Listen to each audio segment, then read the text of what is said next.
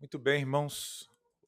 Convido vocês, os irmãos, a abrirem, então, as suas Bíblias no Evangelho de João, onde, mais uma vez, nós retornaremos àquela persistente pergunta que João procura responder ao longo de todo o seu Evangelho a respeito do personagem central do seu livro, que é Jesus. Os irmãos se lembram disso? Já estamos expondo o Evangelho de João há muito tempo com os irmãos. E os irmãos devem se lembrar que há uma pergunta recorrente no Evangelho de João. A pergunta é: quem é Jesus?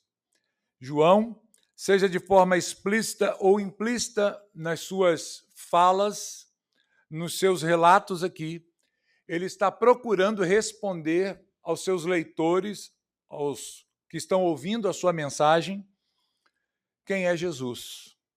Quem Jesus é? Seria ele o Messias de Israel? Seria ele o Messias esperado, o Messias prometido? Portanto, irmãos, o texto dessa noite, ele nos expõe a mais um momento em que o povo, ali naquela festa dos tabernáculos, reunidos ali, ouvindo os ensinos de Jesus, esse povo novamente lança dúvidas sobre a pessoa de Jesus. Há um questionamento aqui, claro, no texto que nós leremos. Veremos que a multidão ainda está dividida em suas opiniões. Nós sempre veremos essa realidade em torno da pessoa de Jesus. Sempre vai existir uma divisão de pensamentos a respeito de quem é Jesus. Aqui no texto, essas pessoas mostram essa divisão mais uma vez. João mostra mais uma vez o pensamento dividido desses ouvintes do sermão de Jesus. Agora, nós podemos afirmar que não apenas esta multidão do texto no qual nós olharemos nessa noite, para o qual ela está dividida, mas também todas as pessoas, num contexto geral, em todas as épocas, tiveram que tomar um lado em relação à pessoa de Cristo. O mundo ainda está dividido em suas opiniões a respeito de quem Jesus é. E a pergunta que eu faço para os irmãos hoje, responda aí para você mesmo, em seu coração, quem é Jesus? Você já tem uma opinião formada a respeito de quem é Jesus? Essa opinião que está em seu coração formada, eu presumo que haja, ela é formada à luz das Escrituras, do que o texto bíblico ensina, ou ela é formada através de conceitos que o mundo impinge em sua mente e que você vai absorvendo das pessoas que estão ao seu redor. De onde você tira a afirmação a respeito da pessoa de Jesus? Você extrai esta declaração através do texto bíblico ou você catou esse entendimento dentro da cultura e da filosofia que está presente no mundo? Essa é a pergunta que nós precisamos responder. Então, irmãos, há aqui no texto, novamente, como nós já observamos em outras ocasiões, dois grupos diante de nós. Aqueles que revelam resistência e incredulidade sobre a origem e a autoridade de Jesus. Esse é o primeiro grupo que nós olharemos nessa noite. E aqueles que consideram crer diante de tantos sinais que Jesus já havia feito para eles, manifestado. Então, eles resolvem dar um passo além e observando os feitos de Jesus, colocar ou depositar fé na sua pessoa, ainda que essa fé aqui, nós veremos, não seja ainda uma fé muito madura. Então, nós veremos aqui nessa noite, basicamente isso, mais uma vez. Os irmãos perceberão que esse é um assunto bem recorrente em João. Vez ou outra, nós voltaremos aqui aos domingos respondendo essa pergunta e apresentando pessoas divididas a respeito de quem Jesus é. Nós veremos aqui o pensamento de cada um desses grupos presentes aqui no texto bíblico de hoje, ou os dois sentimentos que estão presentes aqui, conclusões acerca de Jesus.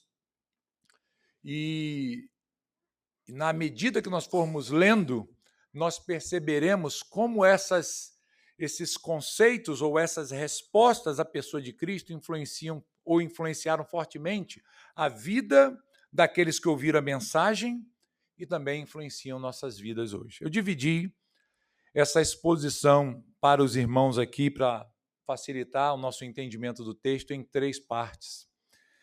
E eu queria anunciar para os irmãos, primeiro, a perplexidade e o questionamento dos habitantes ali de Jerusalém sobre a pessoa e as ações de Jesus. Depois nós olharemos a reação e a refutação de Jesus às afirmações presunçosas daqueles judeus que estavam ali o confrontando. E por último, ao final, nós olharemos para a coerente consideração por parte de muitos ali, dentre os judeus que estavam ouvindo a mensagem de Jesus na festa. Então, o texto que nós leremos hoje, João capítulo 7, nós começaremos a leitura no verso 25, e à medida, eu vou pedir que você deixe a sua Bíblia aberta, porque nós não leremos o texto todo, nós vamos lendo em sequência e explicando o texto para os irmãos. Vejamos primeiro, então, essa divisão inicial que está aqui no texto, que nos mostra a perplexidade e o questionamento daqueles que estavam ali em Jerusalém, basicamente os habitantes da cidade de Jerusalém, sobre a pessoa de Jesus, sobre as ações de Jesus no templo. Só para recapitular aqui e para contextualizar os irmãos que não estiveram aqui na semana passada, Jesus está na festa dos tabernáculos, ele subiu em secreto para não expor a sua imagem no início da festa e promover, de alguma forma, não por ele, mas facilitar a promoção da sua figura como o Messias, esperado pelos judeus ali naquela festa.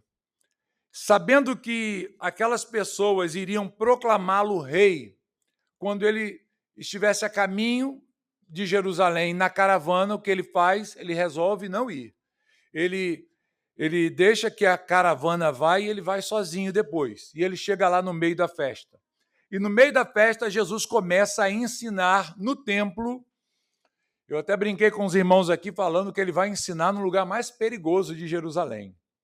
Para um profeta como ele, é muito difícil você se expor ou expor a sua figura e falar o que ele falou perante aquelas autoridades e não correr nenhum risco. Mas todos os riscos aqui estão controlados, porque, como nós já vimos e veremos aqui ainda, o Deus que controla a história continua controlando a história aqui. E está guardando o seu Filho amado daqueles que o odeiam e que pretendem destruí-lo de forma prematura. Então, Jesus ele não tem medo de se expor no templo e enunciar e proclamar o Evangelho, a palavra de Deus, ensinar as pessoas abertamente. E aí nós vimos na semana passada como isso trouxe algumas dificuldades, porque Jesus fez uma acusação muito grave, dizendo que aqueles homens que estavam ali censurando não obedeciam à lei de Moisés, nenhum deles. Estão lembrados disso? Vocês não guardam a lei de Moisés. E isso desperta a fúria daqueles judeus. Como esse homem pode falar uma coisa dessa? Jesus os confronta dessa forma.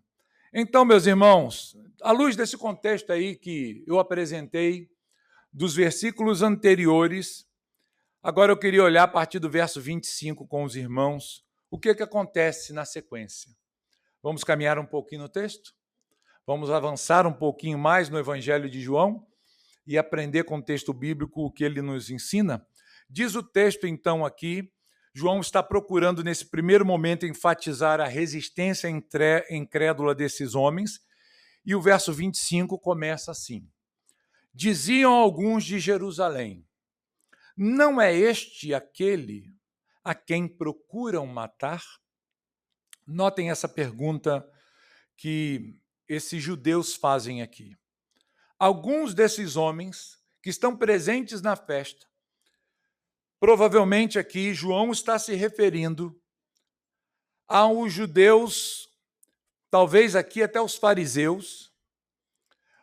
Nos parece aqui que a expressão que aponta para este grupo aqui não se refere àqueles peregrinos que estavam saindo de suas cidades para Jerusalém. Parece-nos que João está tratando aqui dos moradores de Jerusalém. Provavelmente, quem está falando isso aqui é o grupo dos fariseus. Tudo indica que esta pergunta é feita por aqueles judeus mais envolvidos com a religião, com o ensino, com o culto no templo, que ouviram Jesus falar a respeito da hipocrisia do coração desses homens. Jesus havia dito, olha, vocês querem me matar, está lembrado? Então, o assunto morte está presente aqui no texto. E quando Jesus encerra essa acusação, bem forte por sinal aqui, e diz que eles não deveriam julgá-lo como estavam julgando, mas de forma justa e reta, então alguns se levantam e dizem, não é este aquele a quem procuram matar? Parece aqui, queridos, que eles perceberam a intenção de alguns judeus mais ferrenhos na perseguição a Jesus. Parece que aquele sentimento de ódio a Jesus, o desejo de matar Jesus, que foi inaugurado há 1 ano atrás no nosso texto aqui. Há 1 ano atrás, Jesus estava lá na festa, e aí é que nós percebemos a primeira vez que João cita o desejo, o intento presente no coração dos homens de matar Jesus. 1 ano se passa. Parece que ao longo desse ano, esse sentimento, esse desejo de matar Jesus, que num primeiro momento estava escondido, obscurecido ali nos corações daqueles homens, ele é exposto de alguma forma.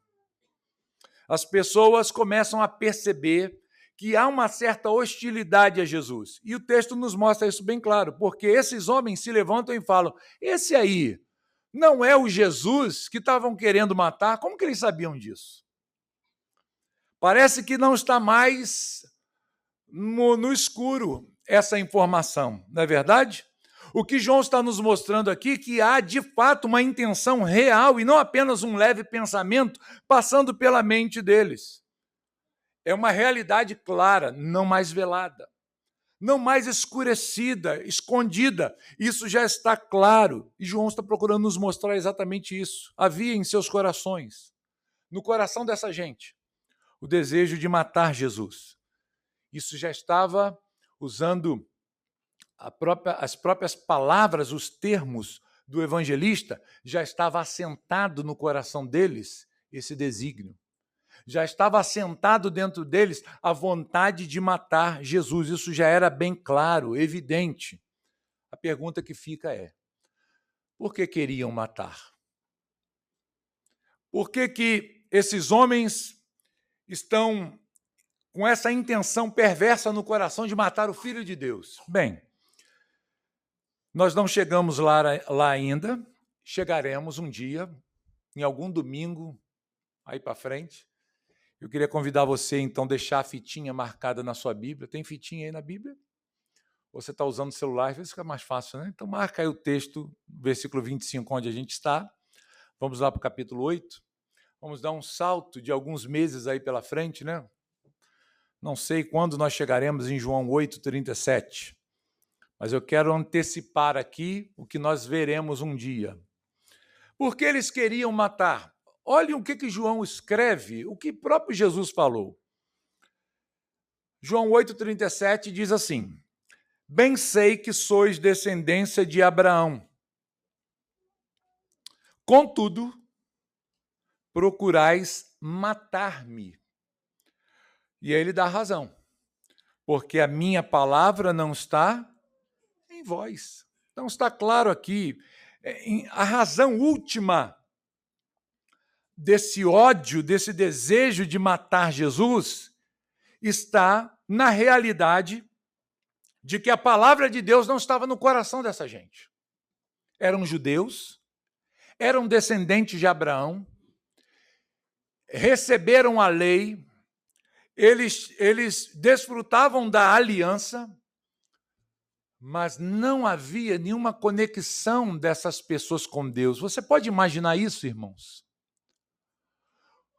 O povo do Senhor, o povo da aliança, o povo conhecedor da vontade de Deus, da lei de Deus, do serviço a Deus, não estava conectado com o próprio Deus. Eles tinham a lei, eles tinham a palavra de Deus, eles tinham a promessa, mas eles odiavam a Jesus. E por que odiavam a Jesus? Porque não amavam a Deus, não tinham conhecimento de Deus verdadeiro. O amor de Deus não estava no coração deles, o amor do Pai não estava neles. Por isso que Jesus diz, ainda que vocês sejam judeus, descendentes de Abraão, já que vocês se orgulham tanto disso, ok, perfeito. Porém, vocês estão querendo me matar. Há um problema aí. Há uma coisa errada. E por que vocês querem me matar? Vocês querem me matar porque minha palavra não está em vocês. Essa, meus irmãos, é a marca dos inimigos da fé. Os inimigos da fé odeiam a Jesus. Se eles pudessem, eles repetiriam hoje o mesmo que fizeram com Jesus há 2000 anos atrás. Se Jesus viesse ao mundo hoje, nós veríamos o mesmo ódio, a mesma determinação em exterminá-lo dessa terra. Mas a sociedade evoluiu, pastor. A sociedade cresceu, se tornou mais educada. A ciência aumentou. Como que o senhor fala um negócio desse?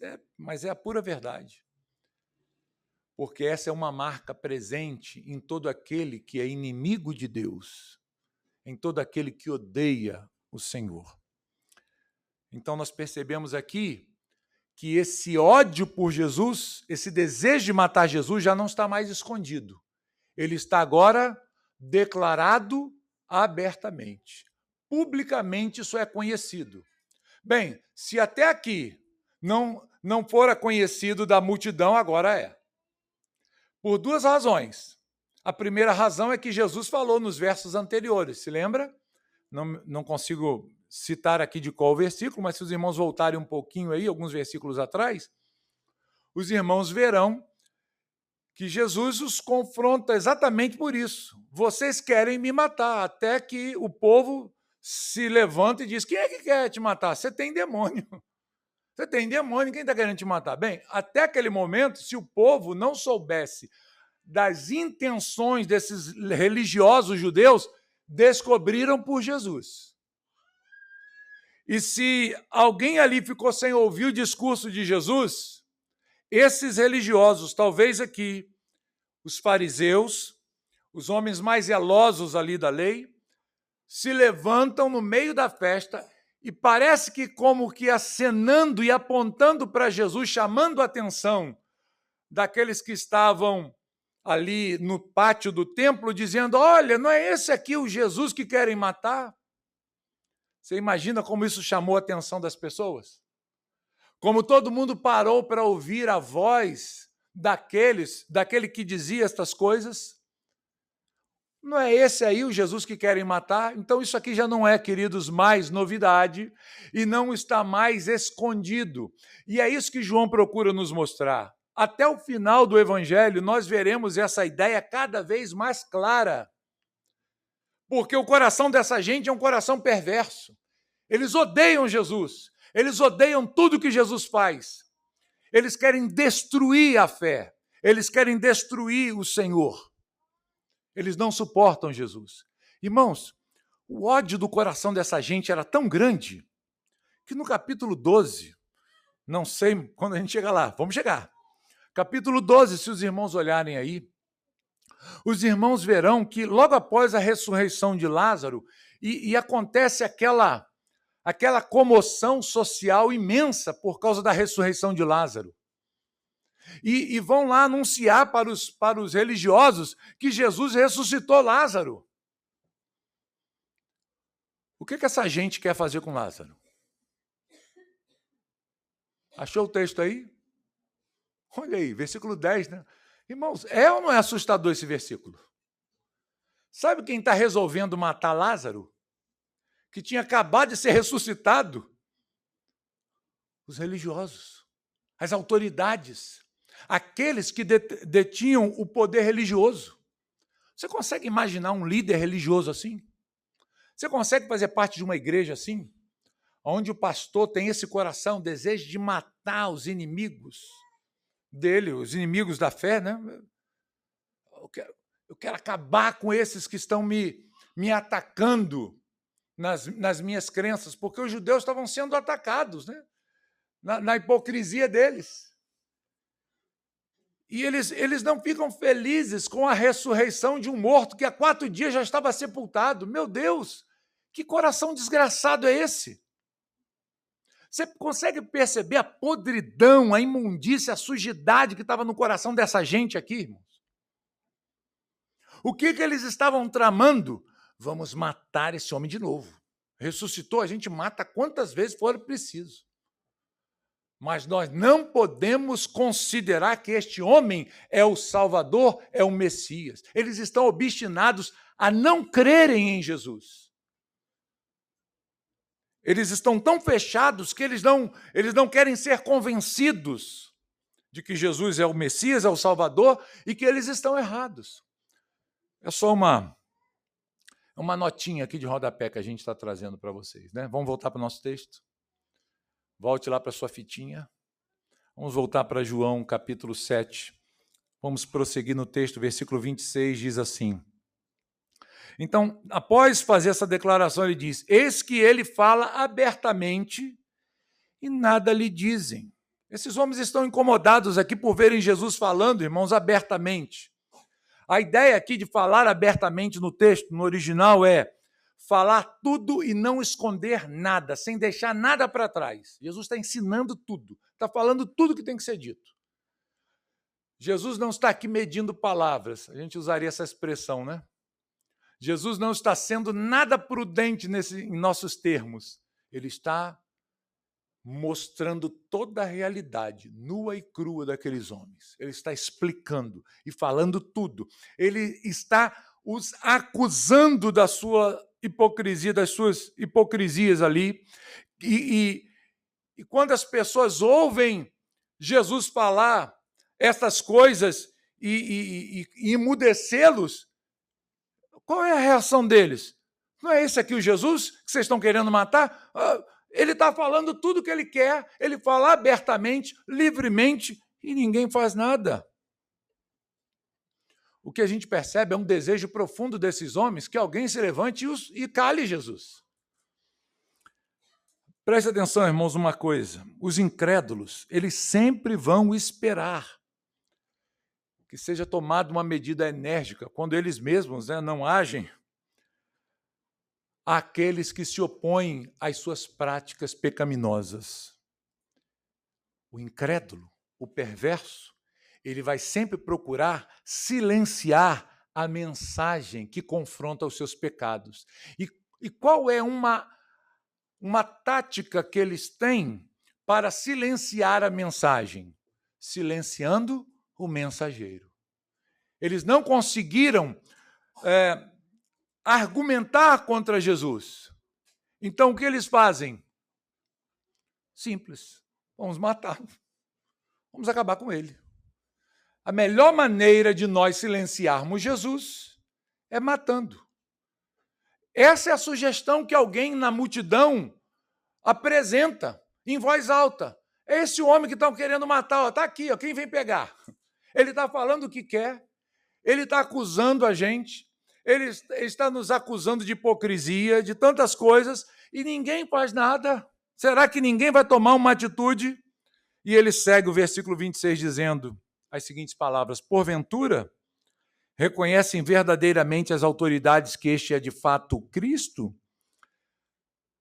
A pergunta que está aqui no ar, queridos, é mais ou menos assim: será que o Sinédrio, as autoridades acolheram a sua doutrina? Será que eles agora o veem como o Messias prometido? É uma pergunta aqui retórica, há sarcasmo aqui. A gente percebe o tom, esse tom na pergunta.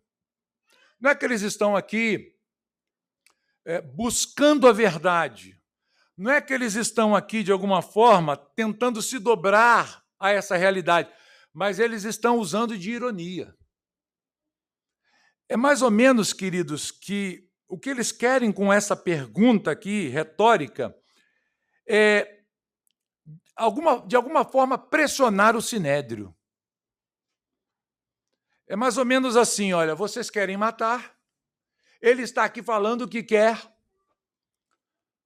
Bem, será então que vocês acreditam nele? Será que vocês o veem como Messias? Está parecendo. Você percebe qual é a ironia presente aqui?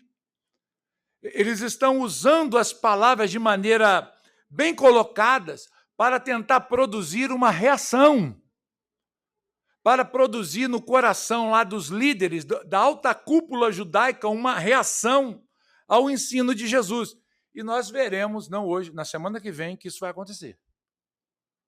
Nós perceberemos isso aqui acontecendo.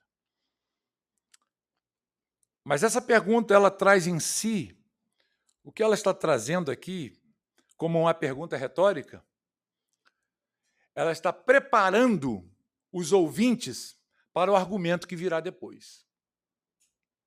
Para o argumento que trarão em seguida. Então, eu quero convidar você ao versículo 27 agora. Vamos olhar o texto? Eles dizem assim: nós, todavia, sabemos de onde este é. Quando, porém, vier o Cristo, ninguém saberá de onde ele é. Então, o que está acontecendo aqui, gente? Notem aqui como que eles preparam com uma pergunta para atacar o Sinédrio. Eles preparam o terreno para trazer o argumento deles. Eles dizem que sabem a origem de Jesus e que quando o Messias viesse, ninguém saberia de onde ele é. Eles estão afirmando de forma convicta que a origem do Messias é desconhecida. Isso é claro no texto, à luz do que eles estão falando aqui. A pergunta é: sobre qual fundamento eles construíram essa interpretação? Provavelmente na tradição popular. Jesus, na cabeça deles, não pode ser o Cristo porque nós conhecemos a sua origem, eles estão dizendo. Eu acho que vocês estão acreditando que ele é o Cristo, que ele é o Messias. Mas não tem como ele ser o Messias. Nós sabemos de onde ele vem. Nós conhecemos a sua origem. Eles chegam a esta conclusão por meio de um silogismo. Percebam a construção que eles fazem aqui, queridos. Eles dizem que eles conheciam a origem de Jesus, e a segunda afirmação que eles fazem, a premissa maior que eles colocam aqui é: nós sabemos de onde Jesus é. Nós conhecemos. E na cabeça dele, Jesus é de onde? Jesus é da Galileia. Jesus é o Nazareno. Não é? Ele vem de Nazaré. Ele é um dos galileus que subiram também para a festa. Veio um monte de lá, e ele estava no meio. Nós sabemos de onde ele é. A premissa maior dele, nesse silogismo, é essa. Nós conhecemos a origem dele. Qual é a premissa menor que eles apresentam aqui? A premissa menor é: nós não sabemos de onde o Messias virá. Não dá para saber, não é possível conhecer a origem do Messias. E aqui eles constroem, então, a ideia, a argumentação deles. Né? Ninguém sabe de onde o Cristo é, ou de onde o Cristo, o Messias, né? A palavra é a mesma, de onde virá o Messias, e nós sabemos de onde Jesus vem. A pergunta é, querido, será que essa premissa maior é verdadeira? Será que é verdadeira essa premissa que eles colocam aqui no seu argumento? Porque se os irmãos... Vou convidar vocês para andarem de novo. Estão cansados? Vamos lá? João capítulo 7. Veja aí, João capítulo 7, versículo 41 e 42, um pouquinho mais à frente. A gente vai dar uma avançadinha aí no nosso texto. Em João 7 aqui, capítulo 7, versos 41 e 42, a gente vai ver logo à frente eles dizendo assim, outros diziam, ele é o Cristo. Olha aqui, notem mais uma vez uma divisão, tá? Outros, porém, perguntavam, porventura o Cristo virá da Galileia? Entenderam? De onde Jesus estava vindo? Da Galileia. Era um galileu, né? Morando lá em Nazaré. Mas olha o que diz o versículo seguinte. Não diz a Escritura que o Cristo vem da descendência de Davi e da aldeia de Belém, de onde era Davi? Vocês percebem aqui a ignorância desses homens? Talvez, queridos, essa ignorância, ou essa suposta ignorância aqui, seja só conveniente. É possível isso. Porque fica claro que o conhecimento da origem do Messias é descrito nas Escrituras. Miqueias capítulo 5 é de onde a gente vem trazendo toda essa profecia bíblica, e os irmãos já devem ter lido essa profecia. Capítulo 5 de Miqueias, verso 2 diz, e tu, Belém Efrata, pequena demais para figurar como grupo de milhares de Judá. De ti me sairá o que há de reinar em Israel, e cujas origens são desde os tempos antigos, desde os dias da eternidade. Essa é uma profecia a respeito de quem, meus irmãos? Do Messias, do Cristo. E de onde viria o Cristo, irmãos? Segundo as Escrituras, o Cristo viria de onde? Da descendência de quem? De Davi, da cidade de Belém. Jesus era da tribo de quem? Da tribo de Judá, né? Era descendente de Davi. E onde foi que Jesus nasceu? Alguém sabe? Eu acho que todo mundo sabe, né? Eu acho que todo mundo, só esse povo aqui que não sabia. Parece que só esses homens aqui que queriam matar Jesus, que não sabiam que Jesus havia nascido em Belém. Não tinham isso na mente, ou não queriam saber. Você lembra quando Jesus nasceu? Os magos lá do Oriente vieram visitar Jesus? Vamos lá para Mateus? Eu não quero cansar os irmãos, eu sei que às vezes os irmãos podem sentir um pouco cansados de ficar para lá e para cá no texto, mas é importante nós olharmos isso para a nossa compreensão, gente. Mateus 2, versículos 3 e 5, diz assim, tendo ouvido isso, alarmou-se o rei Herodes, e com ele toda Jerusalém. Por que eles estão alarmados aqui? Então, convocando todos os principais sacerdotes e escribas do povo, indagava deles onde o Cristo deveria nascer. Em Belém da Judéia, responderam eles, porque assim está escrito por intermédio do profeta. Quem é o profeta? O profeta Miqueias. Né? Irmãos, é difícil entender isso aqui? Não, né? É fácil. Isso era comum àquele povo. Jesus, ele está ali com eles, mas ele não é da Galileia, a sua origem. Ele é da tribo de Judá, ele é descendente de Davi, ele nasceu em Belém, ele cumpriu as profecias. Ele é o Cristo, fica clara a origem do Messias. Inclusive, irmãos, ficava claro para todo judeu esse texto aqui. Isso não era escondido dos judeus, irmãos.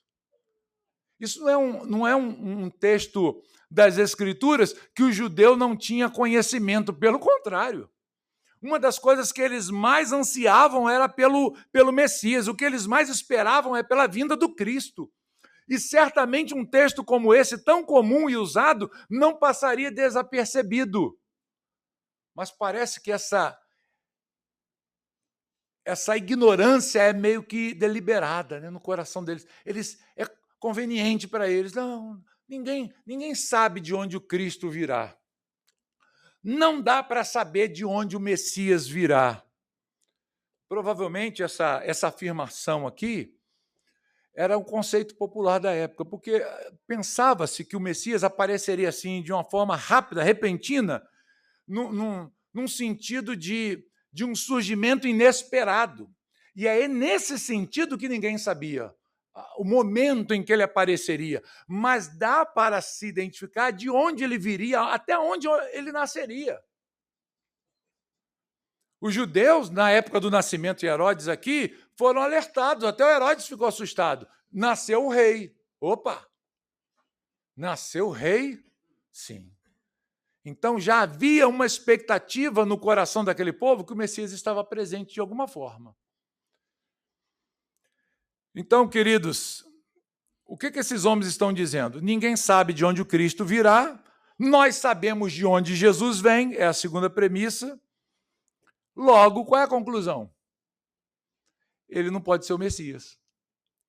Se ninguém sabe de onde o Messias vem, se nós sabemos de onde Jesus vem, então Jesus não é o Messias. Conseguiram entender isso aqui, irmãos? Perceberam como é que o coração dessa gente aqui estava endurecido? Diante deles estava o Messias, o Cristo, o Filho de Deus, o próprio Deus encarnado. Mas o coração deles estava tão fechado que eles não conseguiam enxergar um palmo debaixo do seu nariz. Eles não conseguiam enxergar nada, nem o próprio Cristo diante deles, de maneira que eles queriam matar Jesus. Ok? Se nós prosseguirmos no nosso texto, a segunda parte do nosso sermão mostra a reação e a refutação de Jesus à presunção dos judeus. Veja os versos 28 e 29. Vamos ler esse texto? Jesus, pois, enquanto ensinava no templo, clamou, dizendo: vós não somente me conheceis, mas também sabeis de onde eu sou. E não vim porque eu de mim mesmo quisesse, mas aquele que me enviou é verdadeiro, aquele a quem vós não conheceis. Eu conheço, porque venho da parte dele e fui por ele enviado. Irmãos, assim, eu não quero trazer, e não é o propósito da nossa exposição aqui, trazer nenhum ruído e nenhuma confusão para os irmãos e complicar o texto aqui para os irmãos na mente, né? Mas a declaração, o sentido mais correto aqui dessa declaração que nós encontramos de Jesus, e vocês percebem que é uma declaração calorosa, vibrante de Jesus, parece até um lamento que Jesus está fazendo aqui. Jesus clama. A ideia aqui é que quando Jesus ouve essa declaração, esse argumento desses homens, Jesus grita, ele dá um brado. Eu não sei se em alguma versão aparece essa expressão, e bradou Jesus. Mas a ideia é exatamente essa. Quando Jesus ouve esse argumento completamente sem nenhum fundamento, Jesus, então, do templo, ele grita e ele proclama essas coisas. E parece, o que Jesus está querendo dizer aqui, queridos, a forma como foi traduzido, às vezes não deixa a gente entender muito bem o texto. Mas, em suma, o que Jesus está dizendo é o seguinte: Jesus está aqui usando dessa mesma ironia com eles. Podemos dizer assim, é como se Jesus dissesse: o que vocês falaram? É isso mesmo que eu ouvi. Como assim vocês me conhecem? Como assim vocês sabem de onde eu sou? Não mesmo, de forma alguma. Esse é o sentido do texto. A forma como o texto é apresentado sugere exatamente isso. Nas traduções, às vezes, esse sentido fica difícil de ser colocado. Mas, como eu disse, eu não quero trazer nenhum ruído, né? Nenhuma dificuldade na transmissão da mensagem. Mas, Entenda dessa forma. Jesus, ao ouvir essas coisas, Jesus se levanta e diz: como assim vocês me conhecem? Como assim vocês sabem de onde eu vim? De forma alguma. Vocês não conhecem. Por quê? Porque vocês não conhecem o meu Pai. Vocês não conhecem aquele que me enviou. Eu não vim aqui na minha própria autoridade. Eu não me autodeclarei. Mas o próprio Pai que me enviou. Eles estavam dizendo com essas palavras, irmãos, que Jesus era, na verdade, um profeta autonomeado. Eles estavam dizendo, esse aí é mais um daqueles que gritou, eu sou o Messias, e está querendo atrair uma multidão para perto dele. Ele não pode ser o Messias de forma alguma. Nós conhecemos ele, nós sabemos de onde ele é. E Jesus diz, sabe nada. Vocês não conhecem nada a meu respeito. Vocês não sabem por que eu estou aqui. Eu não vim em meu próprio nome. Eu vim aqui em nome do meu Pai, daquele que é verdadeiro, a quem vocês não conhecem. E mais uma vez aqui, Jesus está expondo a hipocrisia deles, ao afirmar que a razão pela qual eles não o reconhecem é porque eles não conheciam o Pai. Eles não conheciam o próprio Deus que o enviou. E isso é muito claro quando nós olhamos o versículo seguinte. O verso 30 diz, então procuravam o quê? Prendê-lo. Procuravam prendê-lo, mas ninguém lhe pôs a mão, porque ainda não era chegada a sua hora. Veja como essa palavra afetou muito eles. Vocês são mentirosos, vocês são hipócritas, vocês não conhecem nem o Pai que me enviou. Vocês não sabem nada a meu respeito. Vocês pensam que me conhecem, mas não me conhecem mesmo. De forma alguma, de maneira que essa mensagem de Jesus afetou tanto eles, que eles se encheram de ira e tentaram prender Jesus. Conseguiram? Não. Mais uma vez, debaixo dessa dureza exposta do coração deles, aparece no texto de João o desejo de prender Jesus para o matar. Agora, irmãos, agora não é apenas o grupo de religiosos mais elevados aqui que está tramando a morte de Jesus, mas esse grupo aqui também se une a eles. E diz, nós queremos prendê-lo. E prender aqui não é para botar na cadeia. Prender aqui é para matar, irmãos. Eles só não fizeram isso porque eles foram impedidos pelo poder de Deus. E João dá razão para isso. Ele diz, a hora não chegou ainda. A que hora é essa que João se refere no texto, irmãos?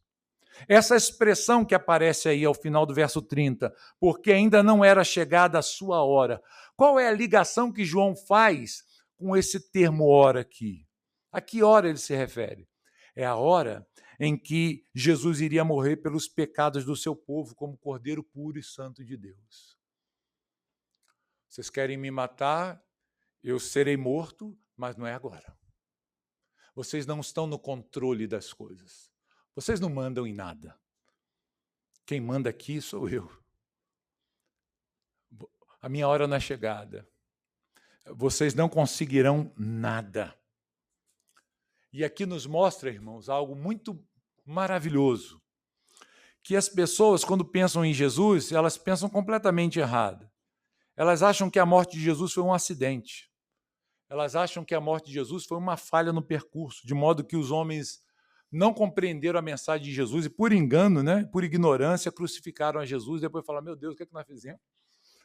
Estava tudo errado, nós não entendemos a mensagem dele. É isso que o mundo pensa, mataram Jesus por engano, é porque não entenderam a filosofia que Jesus veio trazer, o ensinamento, tão errado.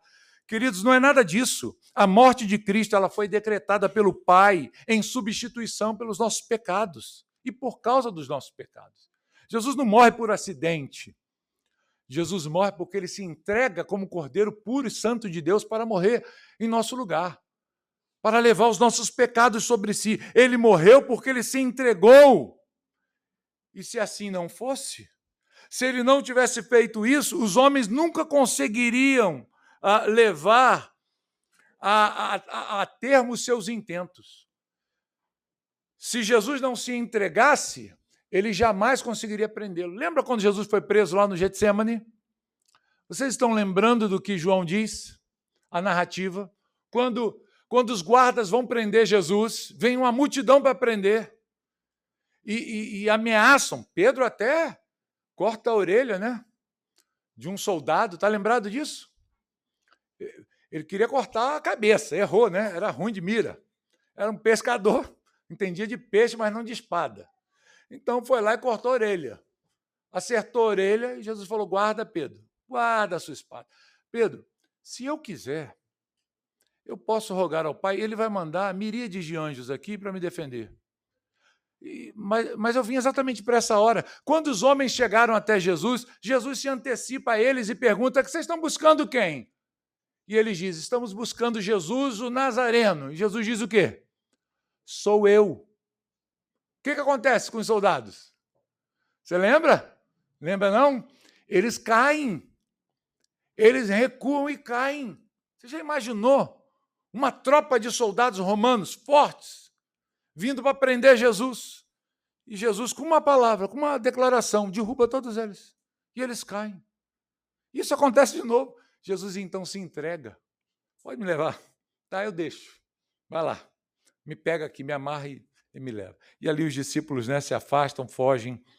Enfim, meus irmãos, vamos seguir aqui no texto. Chegando no final, posso ver até um amém dos irmãos aí, né? Na última parte da mensagem, rapidinho já vamos terminar, verso 31, veremos aqui a consideração coerente de muitos ali. Nós vimos, num primeiro momento, né, os irmãos olharam aí conosco no início da nossa mensagem, a perplexidade e o questionamento daqueles habitantes ali de Jerusalém sobre Jesus. Nós vimos aqui, em seguida, a reação e a refutação de Jesus à presunção dos judeus ao dizerem que conhecem ele, sabem quem ele era. Mas há um outro lado na história. Há um grupo que nos parece aqui considerar o que Jesus está dizendo. O que é dito a respeito de Jesus. Eles são, de certa forma, coerentes em fazer isso. Veja o verso 31. E contudo, e aqui ele faz o contraste, né? Muitos de entre a multidão creram nele e diziam: quando vier o Cristo, fará porventura maiores sinais do que este homem tem feito? Então, notem, irmãos, que apesar de uma profunda descrença e ódio por parte de muitos ali de Jerusalém, uma grande parte da multidão ali reunida creu em Jesus e deu testemunho público, reconhecendo que aquele homem, no mínimo, não era qualquer homem. Ao menos, eles consideraram isso, né? Eles falavam uns aos outros: olha, esse homem não é um homem comum. Será que quando o Messias vier, então, vai fazer mais do que ele tem feito? Eu acho que não. Com isso, o que eles estavam fazendo? Eles estavam considerando a possibilidade que Jesus era quem? O próprio Messias, o próprio Deus, o próprio Salvador. Isso é visto, então, queridos, na consideração e nessa boa vontade das mentes deles, né? Ao expressarem estas coisas. Eu sei que a fé desses homens aqui não é confiável ainda. Porque o próprio João, ele aponta repetidamente para a necessidade de uma fé que vá além dos sinais e que se fixe em quem Jesus é e não no que ele faz. Não é verdade? Portanto, nós precisamos considerar esse ponto aqui. João ensina isso o tempo inteiro. Vocês lembram dos samaritanos que creram em Jesus sem Jesus fazer um sinal ali? Você lembra quando Jesus chega na Galileia, o que ele fala? Vocês precisam ver para crer. Lembra do homem que foi pedir para Jesus curar aquele que estava em casa? Jesus falou: se vocês não virem sinais, vocês não vão crer de forma alguma. Senhor, desce, vai lá. Jesus diz: vai, ele já está curado. As pessoas precisavam ver para crer. Isso era típico dos judeus. Em contrapartida, os samaritanos, que era até um povo rejeitado, eles creram sem que Jesus fizesse um milagre, irmãos. E João está sempre preocupado aqui no seu evangelho a nos mostrar isso. Ele nos aponta os sinais de Cristo para que possamos crer. Mas ele nunca espera que a nossa fé esteja firmada nos feitos apenas de Jesus, mas na sua pessoa, em quem ele é. Veja o capítulo 2 de João, versículo 23 a 25, que nós passamos por ele há quase um ano atrás, eu acho. João 2, 23 a 25 diz, estando ele em Jerusalém, durante a festa da Páscoa, muitos, vendo os sinais que ele fazia, creram no seu nome. Mas o próprio Jesus não se confiava a eles, porque os conhecia todos. E não precisava de que alguém lhe desse testemunho a respeito do homem, porque ele mesmo sabia o que era a natureza humana. Bem, Jesus sabia muito bem que mesmo aqueles que professavam fé nele, porque viram os sinais, não criam de verdade. Então, quando nós olhamos aqui para esse grupo, que pelo menos perguntou, olha, eu acho bom a gente considerar a respeito desse homem, porque quando o Messias vier, será que ele vai fazer coisas maiores do que ele faz? Eu acho, sei não, mas eu acho que ele é o Messias. Pode ser. Olha quanta coisa bonita ele tem feito. Olha como ele tem nos abençoado. Queridos, assim João então procura nos mostrar como que o povo estava dividido a respeito da pessoa de Cristo. Na semana que vem, nós olharemos para a reação das autoridades, os versículos que seguem aí, a reação das autoridades àquilo que eles viram aqui, nesse texto que nós lemos hoje. E a pergunta é, o que nós aprendemos, então, meus irmãos, desse texto que nós acabamos de expor para vocês aqui? Quais são as lições que o texto nos traz? A primeira delas é a indisposição dos corações. Isso é visto claramente, queridos, no texto. As pessoas, os incrédulos, estão indispostos a crer em Jesus. Não há disposição alguma nesses corações de crer em Jesus. Há um grupo de pessoas que, por mais que você dê a elas evidências, que por mais que você pregue a palavra para elas, que por mais que você as exorte, as instrua no caminho do Senhor e anuncie a Cristo para elas, elas nunca crerão. Elas jamais crerão, porque elas estão reprovadas. Elas caminharão na incredulidade delas até o último dia da vida. Elas morrerão em seus pecados e elas receberão, ao final, a justa punição pela sua incredulidade e serão lançadas no inferno para sempre, recebendo a justiça de Deus na vida dela em forma de juízo. Elas serão punidas porque elas estão reprovadas. São os réprobos que a Bíblia fala. São aqueles que foram deixados perecer na sua incredulidade. Jesus passou por cima delas. Não creram, não crerão. E por que não crerão? Porque nunca foram de Jesus. Porque nunca foram alcançados pela ação salvadora e eletiva de Deus. Perecerão eternamente. E nós teremos que conviver com essa realidade, irmãos. Talvez dentro da sua casa, no meio dos seus amigos, haja pessoas assim que você tem pregado, ensinado e falado e mostrado. E você fica, meu Deus, como essa pessoa é dura de coração. Como eu já falei, já preguei, mas talvez, irmãos, seja essa a condição. Nós precisamos ter maturidade para lidar com essa realidade. O próprio Jesus teve que encarar esse tipo de situação. Pessoas que estão com seus corações indispostos a crerem. Elas não querem. Elas se silenciam. Pedro, quando ele escreve a sua epístola, ele vai nos dizer no capítulo 3 da sua segunda carta, verso 5, ele diz, porque deliberadamente esquecem que de longo tempo houve céus, bem como a terra, a qual surgiu da água e através da água pela palavra de Deus. Pedro está dizendo que esses homens, eles agem dessa forma deliberadamente. Eles até sabem a verdade. Eles até já ouviram, eles até entenderam, entrou no intelecto, mas não desceu no coração. Por quê? Porque eles estão se esforçando para não crer. É conveniente não crer. É conveniente tomar esse caminho. Paulo, quando escreve aos Romanos, a sua carta aos Romanos, no capítulo 1, ele vai falar no versículo 18 daqueles que estão sob a ira de Deus, porque eles detêm a verdade pela injustiça. Eles suprimem a verdade, porque eles amam a injustiça, eles gostam do pecado, da vida errada. Então nós precisamos estar prontos, irmãos, para lidar com esse tipo de situação. Um outro aprendizado que a gente tira aqui é acerca do testemunho de Jesus. Como nós devemos confiar no seu testemunho. O seu testemunho é fiel e verdadeiro, queridos. Jesus deu testemunho a respeito de si para aqueles homens. Se esses homens tivessem crido nas palavras de Jesus, se ao ouvirem o testemunho santo de Cristo a respeito de quem Ele é, se eles se rendessem a Jesus, mas não fizeram. Como é importante, queridos, nós ouvirmos aquilo que Deus fala.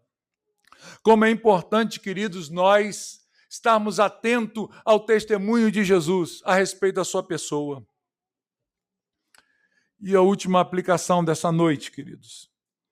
Além de mostrar a indisposição dos corações dos réprobos, além de mostrar que nós precisamos confiar no testemunho de Jesus, esse texto nos mostra que há um perigo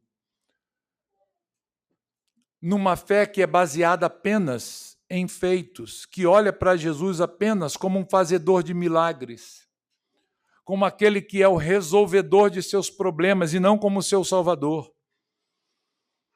É uma fé que chega à mente, mas não vai ao coração, que embora veja os benefícios da fé, embora reconheça as bênçãos de Deus, e nós estamos cheios de pessoas assim nesse mundo, que olham para as alegrias que elas desfrutam e falam, graças a Deus, Deus tem me abençoado.